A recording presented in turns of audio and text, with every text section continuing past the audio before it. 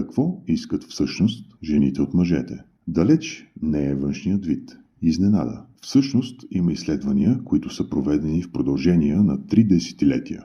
И се оказва, че има поведенчески модели и качества у мъжа, които имат най-голяма стойност за жените. На първо място е доброта. Малките жестове също са важни, това как той се отнася с родителите си и как разговаря с непознати на улицата. Също и как се държи, когато никой не го наблюдава. Оказва се, че по този начин жените съдят за това предварително как мъжът ще се отнася с тях и потенциално какъв ще бъде като партньор. Второ, интелигентност. Емоционална интелигентност по-скоро. Възможността да мисли, да е отговорен и да е обвързан. И ако всъщност успееш да я разсмееш, то можеш и да я целунеш. Излиза, че хуморът е най-бързият и надежден начин да докажеш своята интелигентност и увереност в същото време. И трето, най-стабилният показател за жените. Мъжът да бъде стабилен. Не толкова като финансово стабилен или да има добър социален статус, а по-скоро да има посока в живота, да има усещане и желание да създаде живот, изпълнен с цели и отговорности в дълготрайна обвързаност със своята любима. Всъщност, излиза така, че